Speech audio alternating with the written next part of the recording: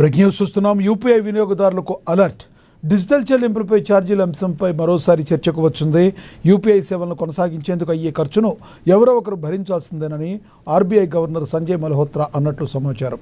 ప్రస్తుతం ప్రభుత్వ సబ్సిడీలతో యూపీఐ సేవలను ప్రోత్సహిస్తూ ఉండగా సర్వర్ నిర్వహణ, సైబర్ సెక్యూరిటీ వంటి అంశాలకు భారీ వ్యయం అవుతుందని ఆర్బీఐ వర్గాలు చెబుతున్నాయి. ఈ నేపథ్యంలో వ్యాపార సంస్థల యూపీఐ లావాదేవీలపై ఎండీఆర్ ఛార్జీలే విధించే అవకాశంపై చర్చ జరుగుతుంది. అయితే సాధారణ వ్యక్తుల మధ్య జరిగే యూపీఐ ట్రాన్సాక్షన్పై ఛార్జీలు ఉండవని సమాచారం. ఎండీఆర్ అమలులోకి వస్తే వ్యాపార లావాదేవీలపై ప్రభావం పడే అవకాశం ఉంది.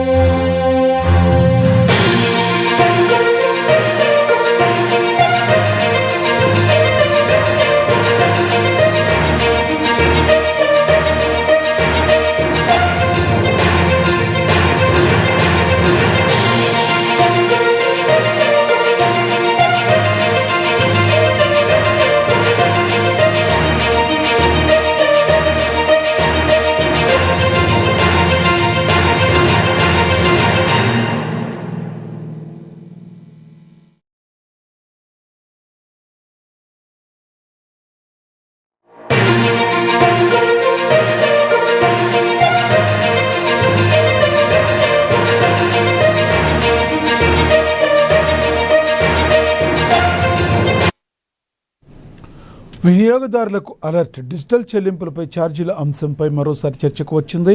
యూపీఐ సేవలను కొనసాగించేందుకు అయ్యే ఖర్చును ఎవరో ఒకరు భరించాల్సిందేనని ఆర్బీఐ గవర్నర్ సంజయ్ మల్హోత్రా తెలిపినట్లు సమాచారం.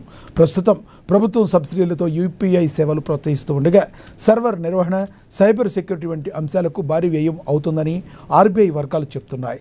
ఈ నేపథ్యంలో వ్యాపార సంస్థల యూపీఐ లావాదేవీలపై ఎండీఆర్ ఛార్జీలు విధించే అవకాశం ఉన్నట్టు చర్చ జరుగుతుంది. అయితే సాధారణ వ్యక్తుల మధ్య జరిగే యూపీఐ ట్రాన్సాక్షన్పై ఛార్జీలు ఉండవని సమాచారం.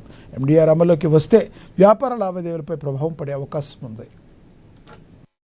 At 5% and the MSF rate. This backdrop, the Monetary Policy Committee met for its third bi-monthly meeting of this financial year on 3rd, 4th and 5th, that is today, to deliberate and decide on the policy repo rate. After a detailed assessment of the evolving macroeconomic and financial developments, as well as the outlook, the MPC decided unanimously to keep the policy repo rate unchanged at 5.25%.